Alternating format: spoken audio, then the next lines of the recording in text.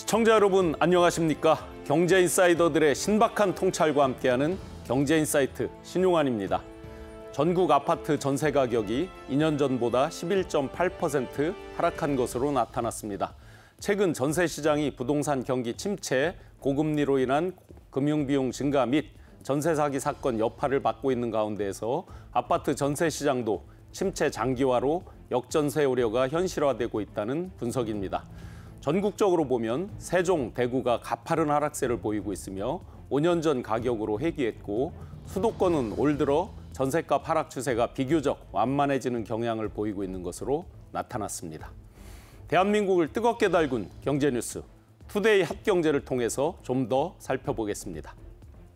첫 번째 소식입니다. 올해 1분기 가정에서 사용하는 전기, 가스 요금이 1년 전보다 30% 넘게 오른 것으로 나타났습니다. 소득 수준이 낮은 가구에서 연료비 지출 비율은 더 큰 폭으로 늘어난 것인데요. 22일 통계청 국가통계포털에 따르면 1분기 전기, 가스와 기타 연료 물가 지수는 작년 동기보다 30.5% 올랐습니다. 이는 외환위기 당시 1998년 1분기 이후 가장 높은 상승률입니다. 다음 소식입니다. 중국이 미국 최대 메모리 반도체 기업인 마이크론에 대해서 심각한 네트워크 보안 위험이 발견됐다면서 대규모 구매 금지 조치에 나섰습니다. 중국 정부가 미국 반도체 기업을 상대로 사이버 보안 심사를 하고 대규모 제재에 나선 것은 이번이 처음입니다. 이번 심사 결과는 중국과 러시아에 대한 G7 정상회의 직후에 공개돼서 미, 중 반도체 대립 경쟁이 본격화되는 거 아니냐는 분석이 제기됐습니다. 다음 소식입니다. 일본 후쿠시마 제1원자력발전소 오염수 처리 과정을 점검하는 한국 정부 시찰단이 22일부터 일본에서 공식 일정에 들어갑니다. 후쿠시마 오염수 대응 관계부처 태스크포스에 따르면 전날 일본을 방문한 시찰단이 이날 자체 준비 회의를 했고 일본 측과 기술 회의를 엽니다. 이어서 23일, 24일 이틀간 후쿠시마 제1원전 오염수 관리 실태를 확인할 예정이며 25일에는 현장 점검 내용을 바탕으로 심층 기술 회의와 질의응답을 진행한 뒤 26일 귀국합니다. 마지막 소식입니다. 코로나19 대유행 이후에 3년간 급증한 대출과 작년 하반기까지 이어진 금리 상승 여파가 시차를 두고 본격적으로 나타나면서 시중은행의 연체율이 빠르게 오르고 있습니다. 22일 금융권에 따르면 5대 은행의 4월 말 원화대출 연체율은 평균 0.304%로 집계됐습니다. 3월보다 0.032%포인트 올랐을 뿐만 아니라 지난해 같은 달과 비교하면 0.118%포인트나 높은 수준입니다. 저축은행, 카드사 등 제2금융권의 연체율도 치솟고 있어서 올 하반기 대출 부실이 한국 금융 경제에 가장 시급한 과제로 떠오를 전망입니다. 지금까지 투데이 핫경제였습니다. 경제인사이트, 지금부터 초대 손님 모시고 본격적인 오늘의 핫 이슈에 대해서 분석해 보겠습니다. 어떤 주제인지 먼저 화면으로 보시겠습니다.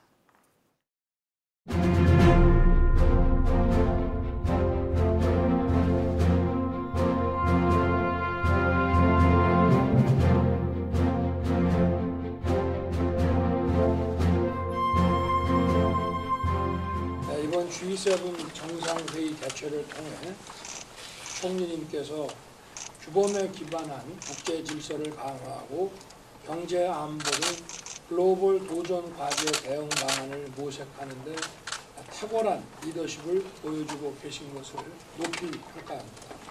G7 정상회의 결과를 토대로 한일 간에도 경제 안보를 비롯한 글로벌 어젠다에 대한 협력이 더욱 심화되기를 기대합니다.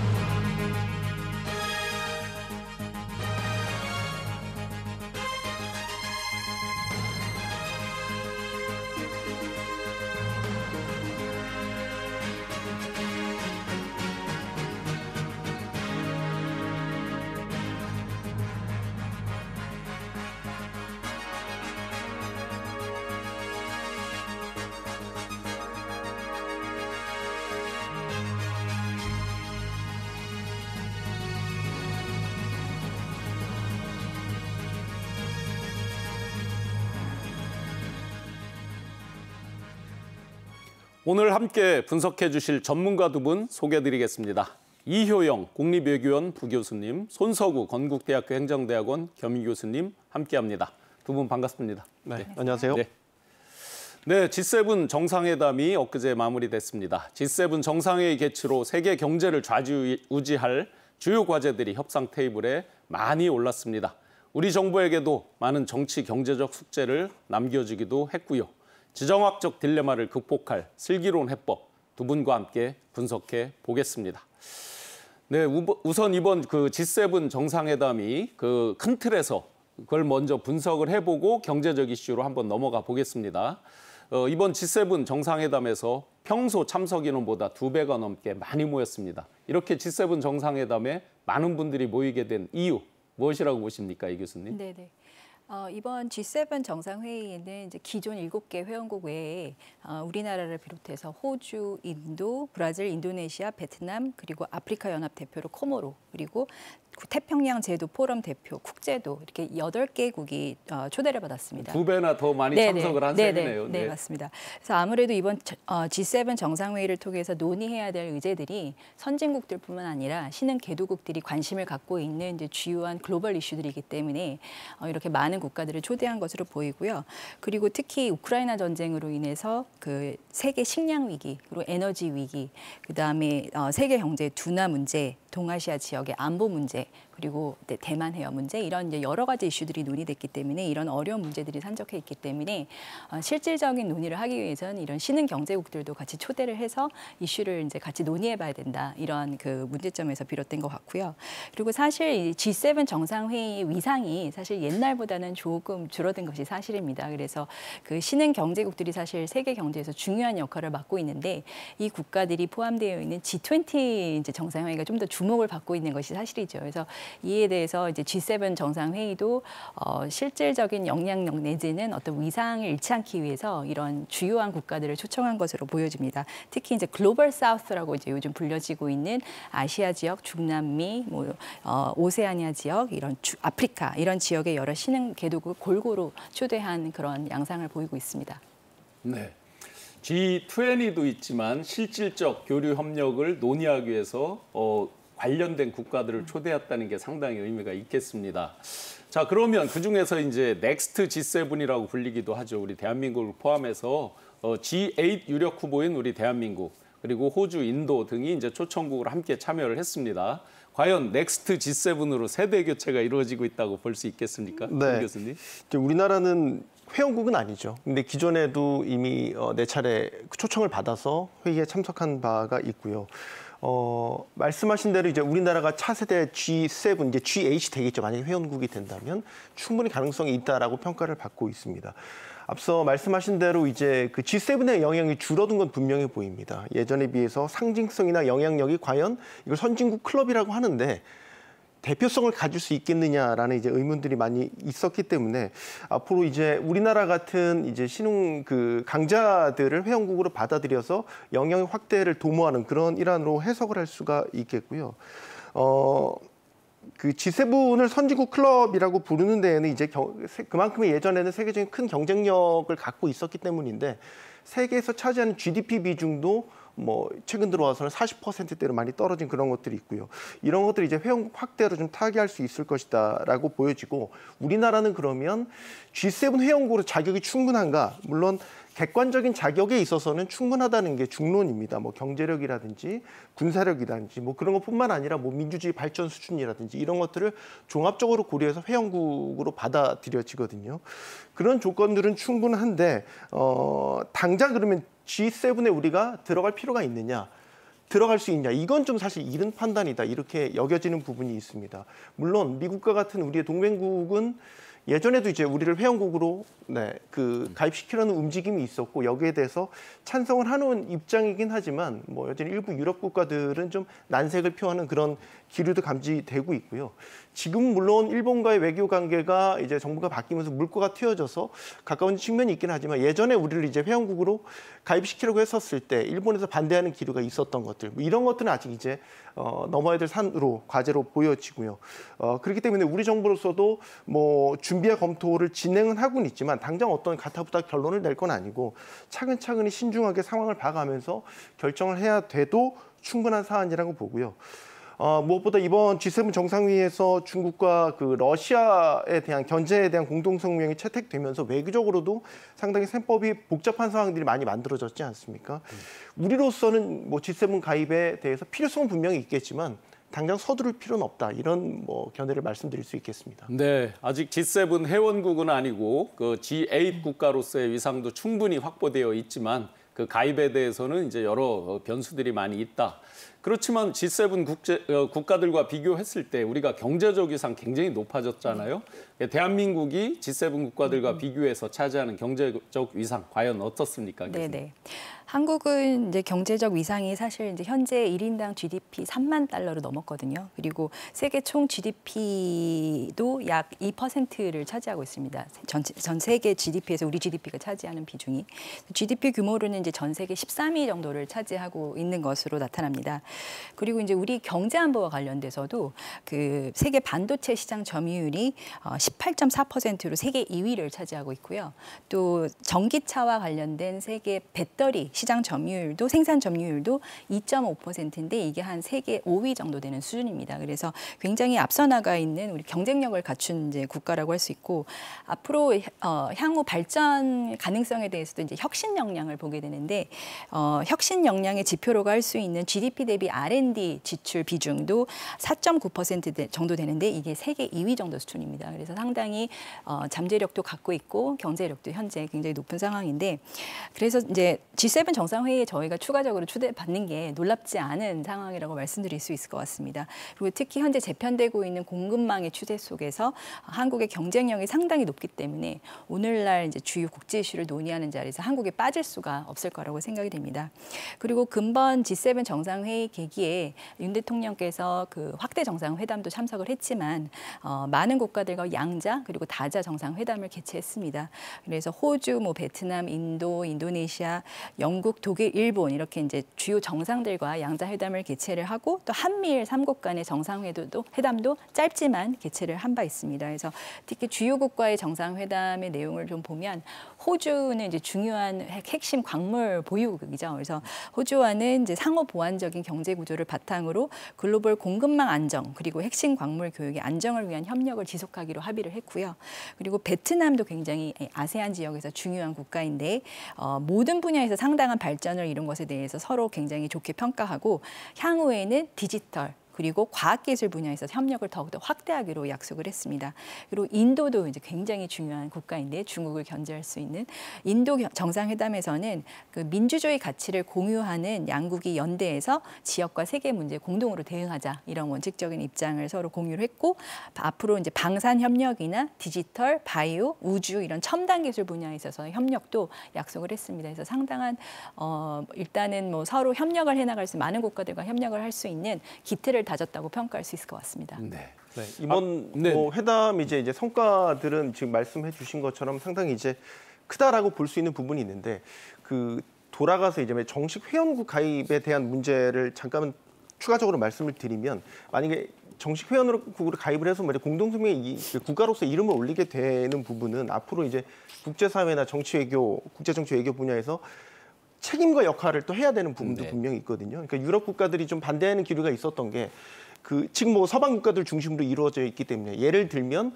뭐 러시아 우크라이나 전쟁에 있어서 굉장히 비판적인 기조를 계속해서 지속적으로 유지해 나갈 수 있겠느냐. 근데 이제 우리의 상황은 조금 다른 부분이 분명히 있지 않습니까? 뭐 대북 관계라든지 경제적 이슈 등에 따라서 좀 탄력적으로 대응해야 되는 부분이 있기 때문에 G7 가입이 당장은 좀 부담스러운 측면도 분명히 있는 것 같습니다.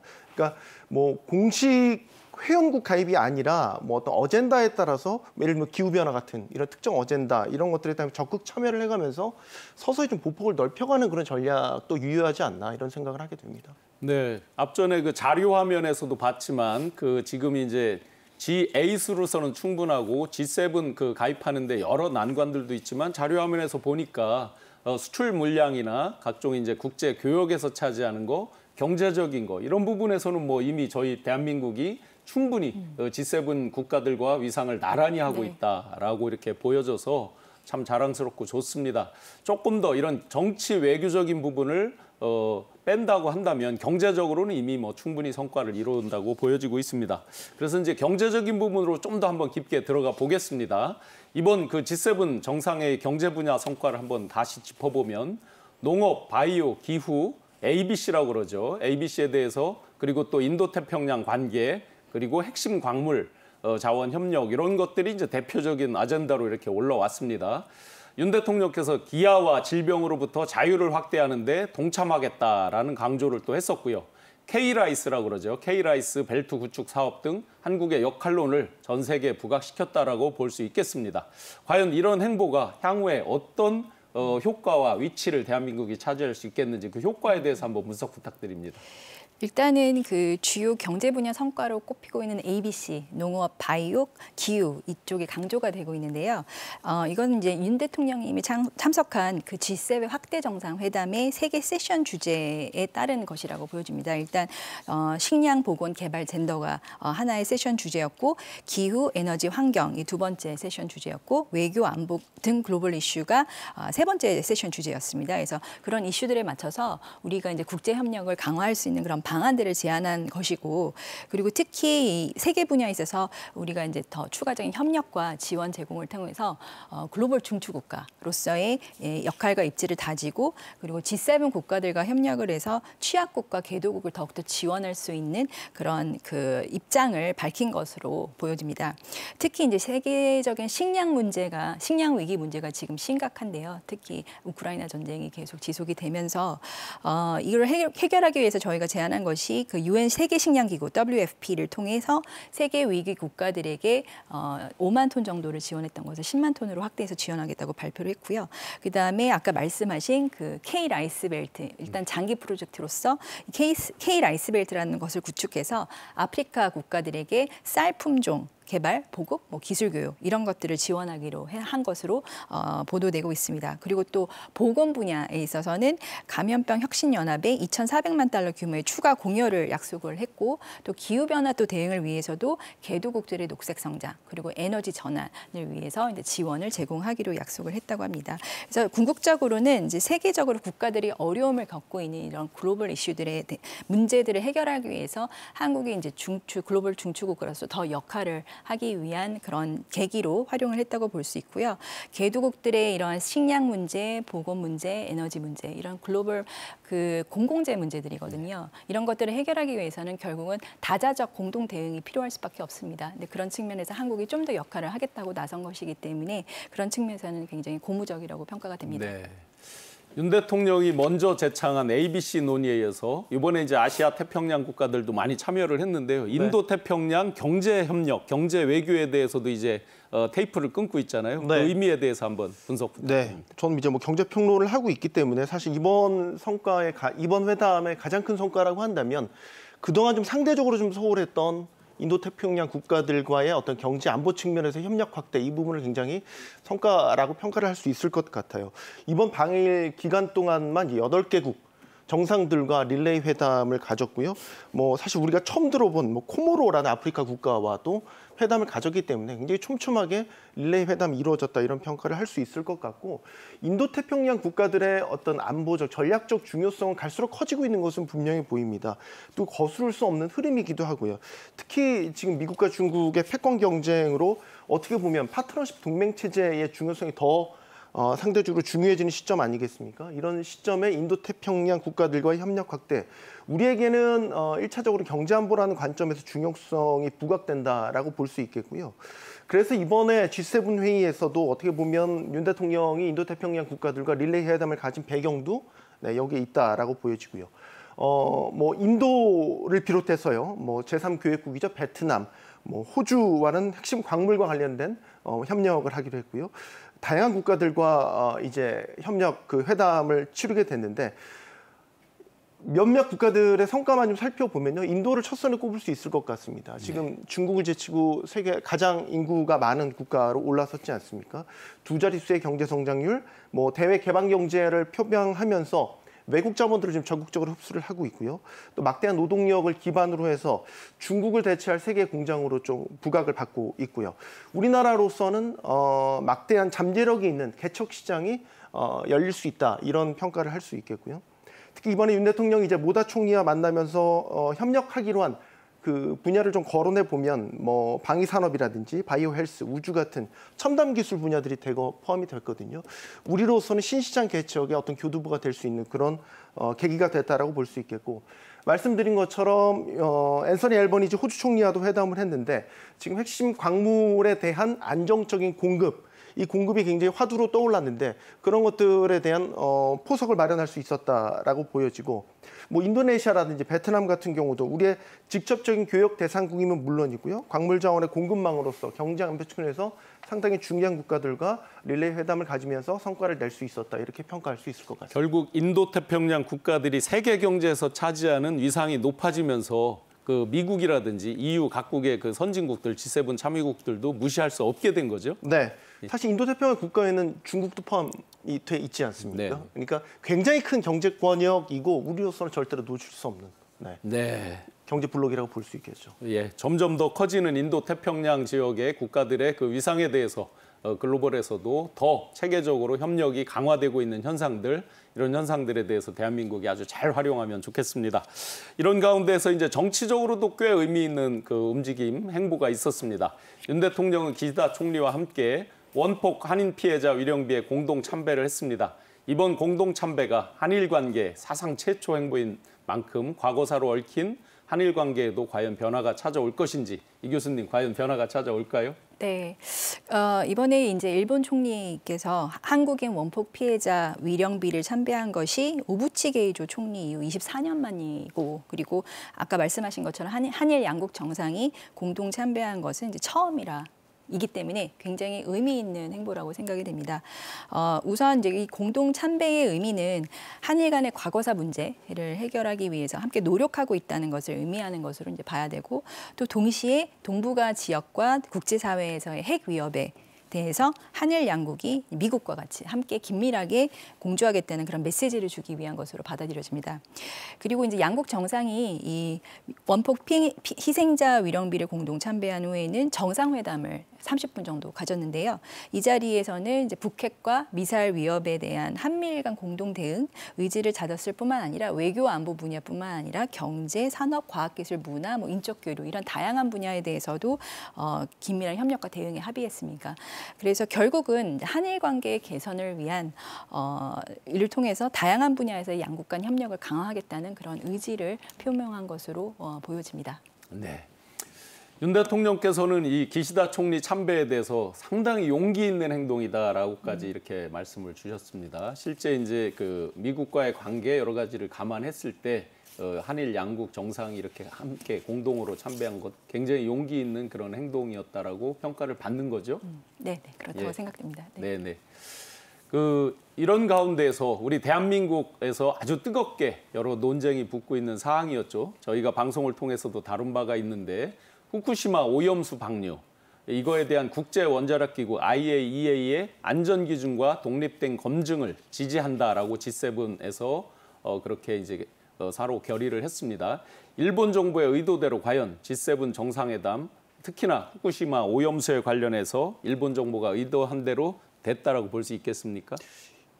후쿠시마 오염수 방류 문제와 관련해서는 일본 정부의 의도대로 되지 않았다라고 보는 게 맞겠죠. 왜 지지를 했는데 왜 안 됐다라고 생각? 이게 사실 이제 공동 성명의 IAEA 그 검증 결과가 이제 나오게 되는데 그거 동시에 검증을 지지한다는 원론적 입장 표명 정도에 그쳤다라고 봐야 되고, 원래 일본 정부가 좀 문구에 넣으려고 했던 내용은 오염수 방류에 관해서 뭐 개방적이고 투명하게 진행할 것을 권장한다라는 좀 더 한 단계 진전된 문구 내용을 넣기를 바랬었고, 그 지난달 열렸던 관련 그 환경장관 회의에서도 일본 정부가 그런 부분을 계속해서 어필을 하면서 압박을 해왔었지만, 근데 이번 G7 정상회의에서 그런 부분들은 다 빠졌지 않습니까? 그러니까 어떻게 보면은 일본 정부의 의도대로는 흘러가지 않았다. 라고 보여지는 부분이 있는 거고요. 뭐 사실 이번 G7 회의를 일본 입장에서는 오염수 방류에 대해서 국제적으로 좀 그 인정받는 기회로 삼으려고 홍보의 장으로 사용하려는 그런 의도도 분명히 갖고 있었죠. 뭐 후쿠시마산 음식을 제공한다라든지 또 많은 초청국들을 이제 초청을 해서 새를 불린 이유 중에 하나도 사실 이런 부분들도 포함이 돼 있다라고 보여지거든요. 하지만 뭐 제 판단엔 G7 차원에서 원론적 수준의 성명을 내놨기 때문에 앞으로 좀 논란의 여지는 커질 것으로 보입니다. 다음 달에 이제 IAEA 오염수 방류 안전에 관한 최종 검증 보고서가 이제 나오게 되는데 그 발표 결과에 따라서 각국이 이제 어떻게 대처를 할지 거기에 대한 윤곽이 나올 것 같습니다. 네. 네. 이 부분은 이제 우리 대한민국 시찰단이 또 참관까지 하기 때문에 좀 잠시 후에 다시 더 깊게 살펴보기로 하고요. 이번에 이제 한미일 3국의 정상들이 지난해 캄보디아 프놈펜 회담 이후에 6개월 만에 이제 3국 공조를 새로운 수준으로 발전시키는 그런 뜻을 모았는데요. 과연 워싱턴에서 한미일 3국 정상이 모이면 이제 더 구체적인 논의가 될 것 같습니다. 과연 이번에 그 프놈펜 이후에 히로시마에서 6개월 만에 열렸는데 과연 여기서 구체적으로 어떤 성과가 있습니까? 사실 당초 예상보다 굉장히 짧게 3국 정상이 만났기 때문에 이제 미리 조율되어 있는 의제를 이제 에 대한 구체적인 논의는 못했을 거라고 생각이 됩니다. 근데 이제 이 자리에서 바이든 대통령이 한미일 정상회담을 이제 추후 미국 워싱턴 D.C.에서 개최하자고 이제 제안을 했기 때문에 그 자리에서 3국 간의 어떤 구체적인 여러 가지 협력 논의들이 이루어질 것으로 기대가 됩니다. 아직 구체적 시기는 정해지지 않았는데 아무래도 이제 지난 3월 윤 대통령이 일본을 방문했고 또 5월에는 기시다 총리가 한국을 방문했기 때문에 약 12년 만에 한일 관계가 개선되고 있는 것에 대해서 바이든 대통령이 굉장히 환영의 그런 입장을 보인 것으로 보입니다. 그리고 이제 한미 정상회담 그리고 미일 정상회담 각각의 정상회담에서 논의된 내용이 사실 3국 공동으로 또 논의될 부분이 있거든요. 그래서 그 공조가 필요한 부분에 대해서 협력을 통해서 공동대응의 효과를 좀 더 제고하기 위해서 그런 논의들이 이루어질 것으로 보입니다. 특히 이제 안보 분야에 대한 협력 논의가 주요 내용을 이룰 것으로 예상이 되는데 특히 이번 회담에서는 북핵과 미사일 위협에 대한 공조, 그리고 경제 안보, 그리고 한미일 각국의 인도태평양 전략 이 부분에 대해서 한국 협력을 새로운 수준으로 발전시키기 위한 방안을 간단하게 논의했다고 합니다. 그래서 이제 3국 간의 정상회담이 미국에서 이제 개최가 된다면 이번 사실 한미 정상회담 계기에 설립된 그 핵협의그룹 NCG를 바탕으로 북핵 위협의 관리를 어떻게 할 것인지 3국 간의 공조를 어떻게 할 것인지에 대한 논의가 좀 더 구체적으로 이루어지지 않을까 기대해 봅니다.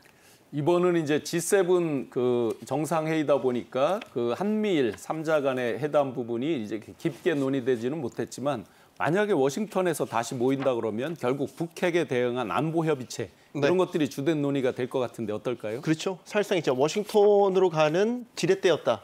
이렇게 볼 수 있겠고 저는 이제 뭐 2분간의 회담이었고 이제 사실 회담이라고 부르기도 다소 좀 민망할 정도로 짧은 시간이긴 했지만 어쨌든 한미일 세 정상이 한꺼번에 모여서 그 사진이 찍혔잖아요. 그러니까 어떻게 보면 이런 그 주목받는 국제 그 무대에서 한미일 정상이 같이 손을 맞잡았다는 건 상징적인 효과는 굉장히 크다고 생각해요. 물론 이제 워싱턴에서 회의 결과가 뭐 실질적인 성과로 이어지는 그거를 보게 되는 부분이긴 하겠지만 그동안 한미일 3자 회담을 보면 항상 그 다자회담 틀 안에서 열렸었거든요. 근데 이제 3국이 모이는 별도의 워싱턴 회담이 열리게 되는 거잖아요. 이건 상당히 주목해 볼 가치가 있다라고 보고 또 하나 뭐 외교라는 게 뭐 이제 어떤 표현을 담느냐에 따라서 굉장히 성과가 달라지기 때문에 그 공동 성명문을 발표하지는 않았지만 3국이 각각 발표하는 그 발표 내용에 보면 새로운 수준의 새로운 단계의 협력 이런 표현들이 공통적으로 들어갔단 말이죠. 이런 것들은 앞으로 워싱턴 회담에서의 실질적 성과에 대해 기대를 높이는 부분이다. 이렇게 볼 수 있을 것 같습니다. 전례 없이 획기적으로 좀 양적이나 질적으로 한미일 공조가 업그레이드 될 가능성은 충분히 있다. 이렇게 볼 수 있겠고요. 역시 핵심 의제로는 안보 공조, 특히 대북 억지력 강화에 초점이 맞춰질 것이다. 이렇게 볼 수 있겠죠. 흐름을 본다면 한미일 3국이 지난해 11월 그 프놈펜 한미일 정상회담에서 합의된 그 미사일 경보 정보 실시간 공유 이 부분이 이제 연내에 가동될 가능성이 더 높아졌다 이렇게 보실 수 있고요. 또 그 윤 대통령이 방미 기간 중에 워싱턴 선언이 있지 않았습니까? 여기에 이제 당시에 일본 참여 배제하지 않겠다라고 얘기를 했었죠. 그렇게 되면 그때 배제하지 않고 참여를 하는 게 워싱턴 회담에서 만들어질 가능성이 충분히 있다라고 보고요. 그 대북 억지력 강화 차원에서 이른바 뭐 3국 간 핵 우산 협의체 논의 이 부분에 대해서도 확대될 수 있는 가능성이 분명히 있는 것이고요. 더 길게 본다면 3국 간 공조가 대응을 넘어서요. 뭐 중국이나 러시아 등으로의 견제로 확대될 그럴 가능성도 제기가 되고 있습니다. 아울러서 인도태평양 전략에 관한 3자 공조 강화, 또 경제안보 문제까지 뭐 협력할 방안은 무궁무진하게 넓다 이렇게 볼 수 있겠습니다. 네. 그 3국 간의 깊이 있는 논의는 조금 부족했지만 그래도 의미 있게 앞으로 워싱턴 회담을 기대해 볼 수 있는 그런 선언문 결의들이 나왔다라고 볼 수 있겠습니다. 그런 가운데서 이제 G7 정상들의 의미 있는 공동 성명이 하나 나왔습니다. 그 공동 성명에는 북한의 추가 핵실험 그리고 탄도미사일 발사 자제를 촉구하는 내용의 공동 성명이었습니다. 이게 국제 평화 안보에 심각한 위협이 되는 무모한 행동을 중지해라라는 내용일 텐데요. 이렇게 한 목소리를 내게 된 배경 과연 뭐라고 볼 수 있겠습니까? 네. G7 정상회의 첫날인 19일에 히로시마 비전이라는 이 핵군축에 대한 공동성명을 이 G7 정상들이 별도로 발표를 했는데요. 이는 이제 G7 정상회의에서 핵군축 성명이 발표된 것이 처음이라고 합니다. 그러니까 핵무기 없는 세상은 핵 비확산 없이는 달성할 수 없다는 이제 것이 이제 주요 메시지 중 하나라고 할 수 있는데 특히 공동성명을 통해서 북한에 대해서 핵실험 자제를 촉구하고 북한뿐만 아니라 러시아의 핵 위협 그리고 중국의 핵 전력 증강에 대해서 우려를 이제 표명한 것이 가장 중요한 내용이라고 할 수 있을 것 같습니다. 그리고 이렇게 G7 정상들이 공동으로 핵 군축에 대한 내용을 발표한 것은 사실 이제 G7 정상회의 전에 그 G7 외교장관 회담을 개최했었습니다. 거기서 이제 채택된 공동 선언들의 내용이 G7 정상회의에서 논의될 그런 의제들을 사전 조율한 그런 성격의 그 외교장관 회담이었는데 여기에 이제 북한의 핵 무기 위협에 관련해서 그 지난 4월 13일 고체 연료를 사용한 화성 18형 ICBM 대륙간 탄도미사일 실험을 직접적으로 언급을 하고 있습니다. 그래서 이제 북한의 이런 행위에 대해서 유엔 안보리 결의를 위반한 것을 이제 규탄하고 그리고 심각한 지역 안보 위협을 초래하고 있는 것에 대해서 굉장히 강력한 비난의 성격이라고 볼 수 있을 것 같습니다. 그렇지만 이제 사실 북한의 군사적 도발만 염두에 둔 것이라고 보여지지는 않고요.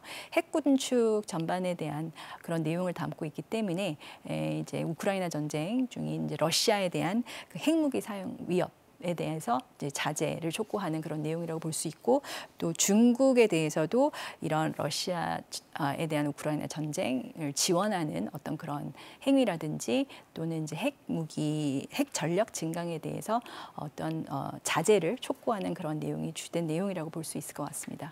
선언적 의미지만 우리 대한민국에는 상당히 의미 있는 그런 공동 선언이라고 볼 수 있는 거죠. 네네. 네. 예, 또한 그 이번에 깜짝 손님이 있었습니다. 그 젤렌스키 우크라이나 대통령이 G7에 방문한 거죠. 지난주에 젤렌스카 여사가 대한민국에 오면서 또 화제의 중심에 있었는데 이번에 젤렌스키 대통령이 이제 방문하면서 한국과 우크라이나의 첫 정상회담도 있었습니다. 주로 이제 경제적으로도 저희가 관심이 높은데 왜 그러냐면 재건 협력에 대한 이야기가 뉴스에도 많이 나와 있고 과연 어떤 논의가 있었을까 이런 궁금증이 많이 있습니다. 재건 협력 이런 기대 어떻게 볼까요? 네. 이번 이제 정상 간 이제 만남이 이루어지면서 말씀하신 대로 재건 사업과 관련해서 양국이 협력을 하자라는 부분이 합의가 분명히 있었고요. 양국 이제 구체적인 움직임도 지금 시작이 됐습니다. 전후 재건을 위한 협력 체계를 구축하기로 했고 이제 오늘부터요 닷새 동안 폴란드 바르샤바에서 이제 우크라이나 재건 협력을 위한 고위급 면담 이 열리게 되는데 여기에 이제 우리 정부 대표단 또 기업 뭐 지자체 대거 참석을 합니다.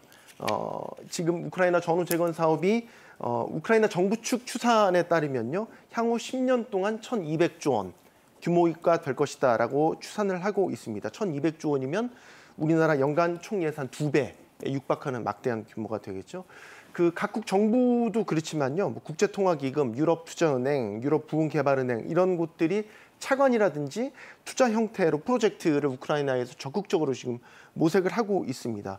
따라서 굉장히 큰 시장이 열릴 것이다라고 기대를 갖고 있고, 뭐 원희룡 국토부 장관이 오늘 폴란드로 떠났는데 앞으로 이 우크라이나 정부와 인프라 재건에 관한 업무 협약을 맺게 되고요. 협력 관계를 이제 구축하게 되면 여기에 대한 구체적인 후속 조치들이 논의가 될 겁니다. 뭐 일부 우리 기업들도 이번 그 컨퍼런스에 참가를 해서 높은 관심을 나타낸 것으로 보이고 있죠. 이 우크라이나 재건 사업이 1,200조 원이라는 막대한 규모지만 혹시 2차 세계대전 후에 유럽을 재건하는 그 마셜 플랜이라고 있지 않습니까? 이게 이제 제2의 마셜 플랜이라고 불리울 정도로 굉장히 많은 기대를 갖고 바라보고 있는 그 전후 재건 사업입니다. 그렇기 때문에 우리 기업들에게도 굉장히 큰 시장, 기회가 열릴 것이다 이렇게 볼 수 있습니다. 지금 말씀 주신 대로 재계에서는 아주 큰 관심을 갖고 보고 있을 텐데요. 주로 어떤 분야, 예를 들어 대표적으로 뭐 군수 이런 건 이미 이제 저희가 알고 있는 부분인데 재건하면 뭐 각종 SOC 인프라 건설부터 IT까지 많은 분야가 생각이 떠오르는데 과연 어떤 분야가 대한민국에서 담당하면서 유명한 분야가 지금 될까요? 말씀하신 분야가 다 포함이 돼 있다고 보여지는데 1차적으로는 이제 전쟁 때문에 피폐해진 국토를 복원해야 되기 때문에 건설이라든지 토목, 뭐 교량 이런 것들을 다 재건해야 되지 않습니까? 그다음에 통신 인프라, 우리나라가 강점이 있는 뭐 이런 것들도 우리나라가 진출할 수 있는 영역이 되겠죠. 뭐 사실 따지고 들다 보면은 뭐 한두 가지가 아니기 때문에 굉장히 방대한 분야에서 기회가 있을 것으로 봅니다. 결국 좀 전에 말씀 주신 대로 10년 동안 약 1,200조 원에 이르는 이런 큰 공사 규모 이런 것들이 이제 들기 때문에 이런 것까지를 다 보고 아마 대통령께서도 여러 가지 정치 외교적인 리스크를 감당하면서까지 우크라이나에 대한 어떤 지원 이런 발표를 한 거 그런 게 맞는 거겠죠. 뭐 결과적으로. 그런 측면이 있다고 봐야죠. 이번 뭐 면담도 사실 우크라이나 대통령 요청에 의해서 이제 이루어진 것이기 때문에 굉장히 민감하게 중국과 러시아의 관계도 뭐 감안해야 되는 우리로서는 그런 리스크까지 뭐 안고 직접 대면 면담이 추진됐다 이렇게 볼 수 있겠죠. 네, 이렇게 이제 G7 국가들이 여러 공동 성명도 발표하고 우크라이나 재건까지도 같이 이렇게 논의하고 여러 논의가 진행 중인 가운데서 그 상대 진영 반대편에 있다라고 지금 봐도 과언이 아닌 중국, 러시아 등의 움직임도 참 심상치 않습니다. 최근 중국이 러시아를 배제한 채 중앙아시아 스탄 5개 나라와 정상회의를 가졌습니다. 타이밍이 참으로 절묘합니다. G7 정상회의 하루 전날 가졌기 때문에 더 그 의미가, 숨은 의도가 있지 않느냐라는 그런 논의들이 있는데 과연 중국, 시진핑 주석의 그 의도는 뭐겠습니까? 아무래도 그 G7 정상회의 하루 전날 그 개최됐다는 것이 이제 타이밍상 일부러 좀 당연히 의미가 맞춰서 잡은 거겠죠, 당연히. 그런 의미가 좀 있는 것 같고, 그리고 미국이나 뭐 G7 서방국들도 연대를 하고 있지만 중국도 결집을 할 수 있는, 연대를 할 수 있는 우방국들이 있다라는 것을 이제 보여주기 위한 그런 움직임이 아니었나 이렇게 해석이 됩니다. 그 사실 중국도 이 5개 스탄 국가들과 이런 다자회의를 정상회의를 개최한 것이 31년 만이라고 합니다. 그렇기 때문에 그동안 이 러시아를 중심으로 이 5개 스탄 국가들이 협력을 해왔었던 것이고, 뭐 상하이 협력기구 SCO와 같은 그런 형태의 그 소다자 협의체를 통해서 이 유라시아 지역에서의 어떤 경제 협력이 주로 이루어졌던 것이 사실입니다. 근데 이제 이 유라시아 지역, 중앙아시아 지역에 의미가 있는 것이 사실 예전에 미국이나 서방국들과 그리고 러시아 간에 그 일종의 그레이트 파워 컴피티션이 있었던 그런 격전지라고 할 수 있습니다. 그래서 예전에는 굉장히 어떤 정치적, 지정학적으로 의미가 있는 지역이었는데 아무래도 이제 러시아나 중국 이 지역과의 어떤 그 패권 경쟁에서 이 미국이나 서방국들이 이 지역에서의 패권적 영향력이 조금 상실된 그런 지역인 것 같습니다. 그래서 최근에는 그 미국이나 서방국들이 더 이상 중앙아시아 지역에 있어서의 교역이나 투자를 많이 하고 있지 않은 것으로 나타나고요. 오히려 이제 러시아 그리고 중국과의 교역과 투자가 훨씬 더 활발하게 이루어지고 있는 것으로 나타납니다. 그래서 이제 보여주고자 했던 것은 미국이나 서방 국가들이 이제 더 이상 이 중앙아시아, 이 유라시아 지역에서의 영향력 행사가 어렵다는 것을 상징적으로 보여주고자 한 것이고, 사실 중앙아시아 지역이 뭐 아직 경제적으로는 많이 그 위상이 크지는 않지만 그 풍부한 자원이 또 있고 또 영토가 워낙 방대하기 때문에 잠재력이 사실 큰 그런 지역이라고 볼 수 있습니다. 그렇기 때문에 그런 의미에서는 중국과 그 어떤 상징적인 제스처, 경제적 효과보다는 어떤 상징적 제스처로서 이러한 대응을 하지 않았나라고 평가가 됩니다. 그런데 한 가지 이제 헷갈리기 시작합니다. 최근에 그 중국은 태평양으로 나오려면 이제 우리로서는 서해, 중국이 이제 황해 쪽으로 나올 수밖에 없었는데 그 러시아의 부동항, 블라디보스톡 항에 대해서 사용을 승인해주고 했었는데 이제 헷갈리는 게 이번에 러시아하고 러시아를 참가시키지 않은 가운데서 스탄 5개 나라랑만 이렇게 회담을 했다. 이것이 과연 러시아를 그러면 견제하기 위한 거냐? 그러면 최근에 어떤 경제적으로 공조가 있었는데 또 견제하는 거냐? 헷갈리는데 어떻습니까? 네. 그러니까 러시아가 우크라이나 전쟁을 치르면서 생긴 중앙아시아 지역의 공백이 사실 이런 상황을 만들었다라고 보여지죠. 그러니까 중국과 러시아는 현재는 이제 미국을 필두로 한 서방 국가들과의 전선을 구축하는 데 있어서 핵심적인 파트너지 않습니까? 그러니까 우크라이나 전쟁을 치르는 데 있어서 유일하게 러시아에 손을 내민 국가가 중국이라고 봐야 되기 때문에 표면적으로 보면은 이번 그 스탄 5개 국가의 회담은 G7 정상회의와 기간도 겹쳤기 때문에 대항마 성격이 짙은 것처럼 보입니다. 일부러 전략적으로 그렇게 선택을 한 것도 있고요. 다만 이제 제가 볼 때는 이면에는 중국의 러시아 견제는 분명히 여기에 이면에 존재하고 있다라고 보여집니다.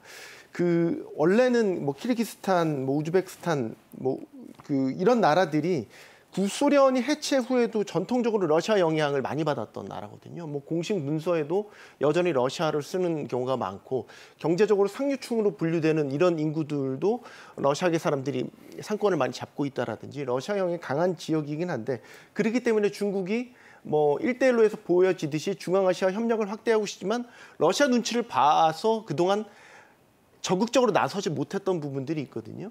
근데 이제 러시아가 우크라이나 전쟁을 치르면 상대적으로 이 지역에 대해서 소홀을 해지자 어떻게 보면 중국이 그 기회를 사용하고 있다 이렇게 보여지고요.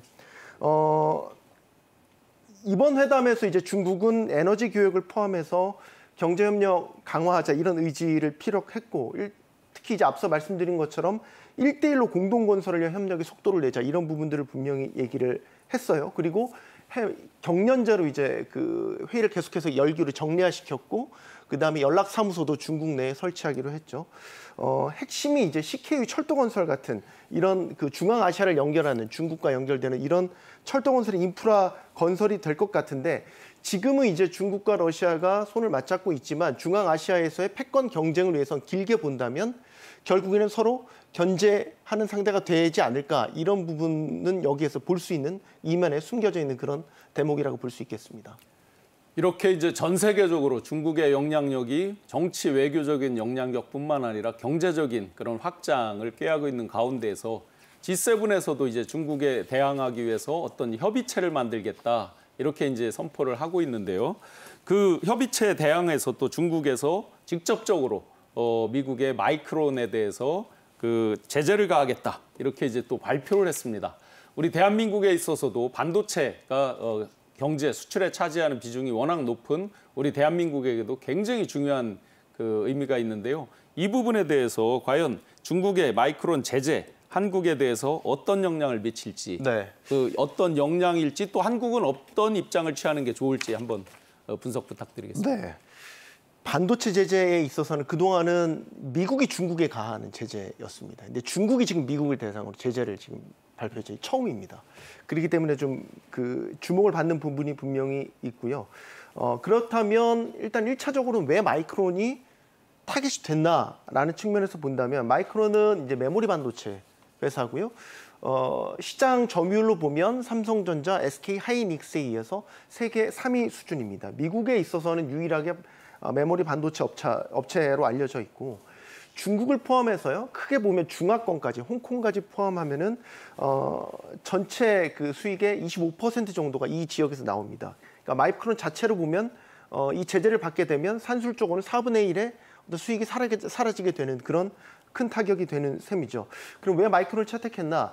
일단은 메모리 분야이기 때문에 상대적으로 기술적 그 부담이 중국 입장에선 덜했을 겁니다. 그리고 대체제가 충분하다라고 여겼겠죠.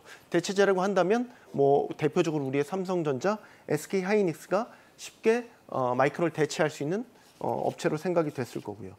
그럼 이제 미국의 대응이 앞으로 어떻게 될 것이냐 그 부분에 이제 관건이 있을 것 같습니다. 일단은 그 G7 이번 그 협력을 통해서 이제 경제 그 협력에 관한 플랫폼이 만들어졌지 않습니까? 이번 제재가 경제 플랫폼과 어떤 상관관계를 갖고 플랫폼이 움직이게 될 것이냐, 그 부분에 첫 번째 관전 포인트가 있을 것 같고요.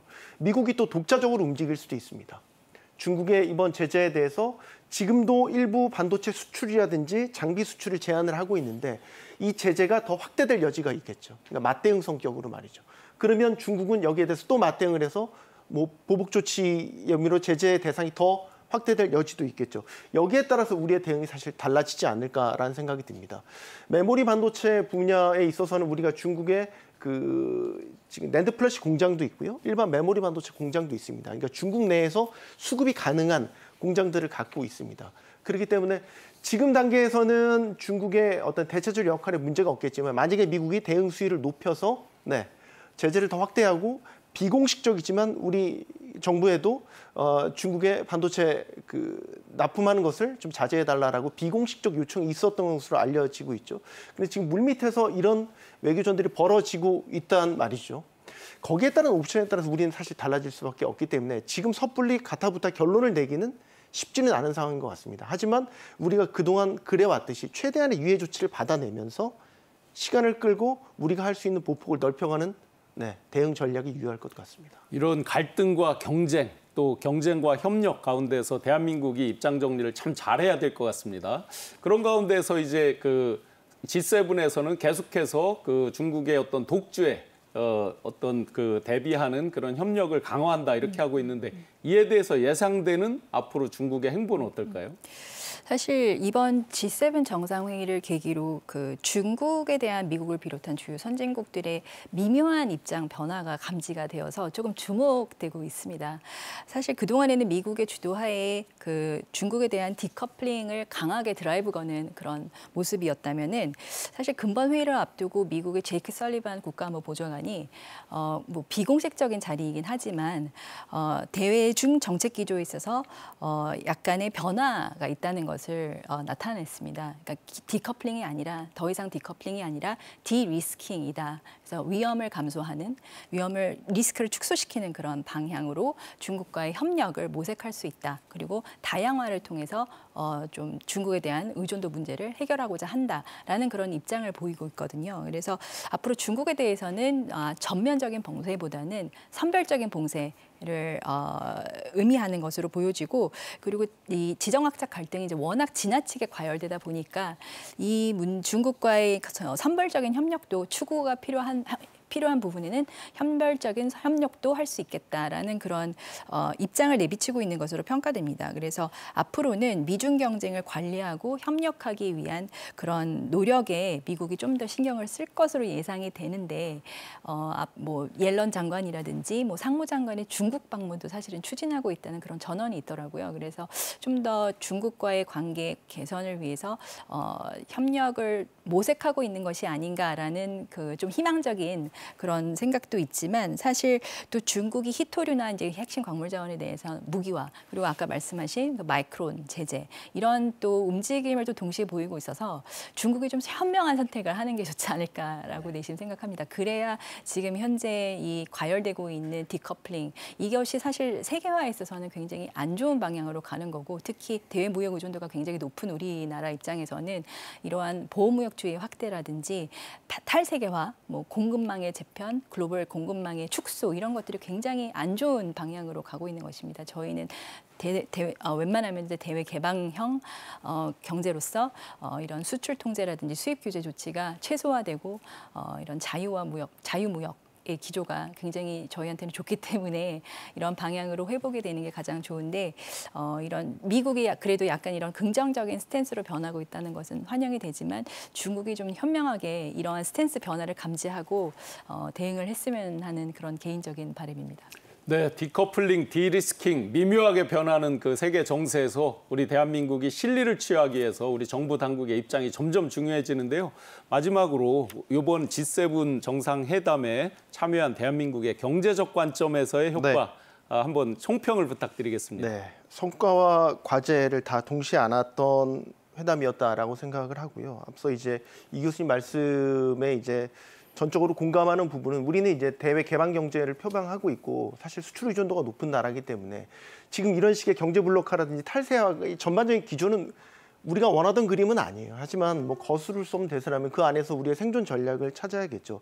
그런 의미에서 이번 G7 정상회담에서 어떤 한미일의 삼국 공조가 대외적으로 좀 공고하다라는 부분이 잘 알려졌다라는 점은 하나의 결실을 볼 수 있겠고요. 또 하나는 아시아 태평양 국가들과의 협력 강화, 특히 그 안에서 뭐 핵심 광물 그룹이라고 칭해지는 뭐 예를 들면 리튬이라든지 핵심 광물들에 대한 안정적인 공급망을 확보할 수 있는 그런 체계가 만들어진 거는 성과라고 생각을 합니다.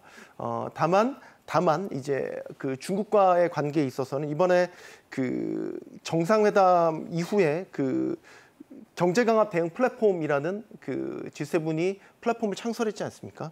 이 부분에 있어서는 이제 앞으로 우리가 직접 이름을 올린 것은 아니지만 중국과의 관계에서 어떤 견제와 균형이라는 차원에서는 조심스럽게 접근해야 되는 그런 부분이라고 봅니다. 네. 점점 더 치열해지는 국제 정세 가운데에서 대한민국이 더 나은 실리를 취할 수 있도록 계속해서 노력이 필요할 것 같습니다. 두 교수님 말씀 잘 들었습니다.